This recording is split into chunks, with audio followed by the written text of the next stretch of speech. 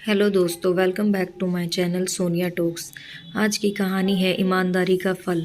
काफ़ी समय पहले की बात है। प्रतापगढ़ नाम का एक राज्य था।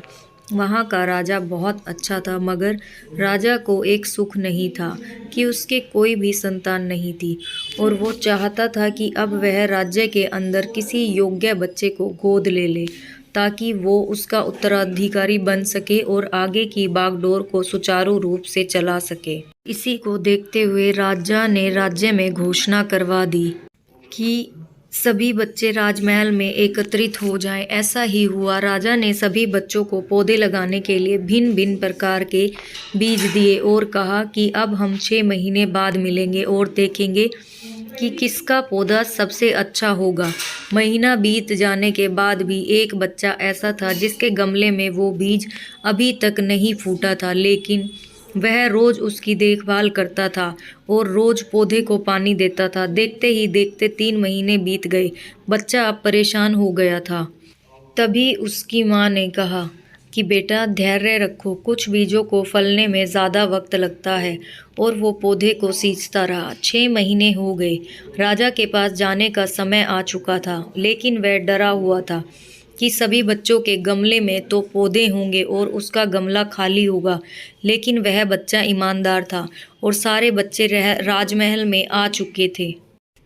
कुछ बच्चे जोश से भरे हुए थे क्योंकि उनके अंदर राज्य का उत्तराधिकारी बनने की प्रबल लालसा थी। अब राजा ने आदेश दिया। सभी बच्चे अपने अपने गमले दिखाने लगे, मगर एक बच्चा सहमा हुआ था क्योंकि उसका गमला खाली था। तभी राजा की नज़र उस गमले पर गई। उसने पूछा, तुम्हारा गमला तो खाली है? तो उसने कहा, लेकिन मैंने इस गमले की 6 महीने तक देखभाल की है। राजा उसकी ईमानदारी से खुश था कि उसका गमला खाली है, फिर भी वो हिम्मत करके यहाँ तक आ तो गया। सभी बच्चों के गमले देखने के बाद राजा ने उस बच्चे को सभी के सामने बुलाया।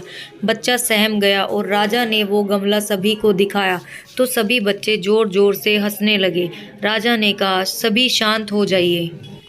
आप सब इतने खुश मत होइए। आप सभी के पास जो पौधे हैं वो सब बंजर है।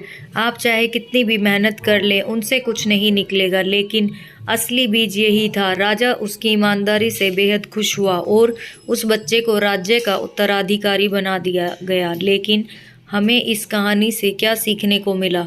मेरे हिसाब से अपने अंदर ईमानदारी का होना बहुत ज़्यादा ज़रूरी है। अगर हम खुद के साथ ईमानदार हैं तो जीवन के किसी न किसी पड़ाव में हम लोग सफल हो ही जाएंगे, क्योंकि हमारी औकात सिर्फ हमें ही पता होती है। हम खुद को पागल बनाकर खुद का ही नुकसान करते हैं, क्योंकि दोस्तों अगर हम खुद के साथ झूठ बोलेंगे तो हमारा ही नुकसान है और किसी को उससे कोई फ़र्क नहीं पड़ेगा।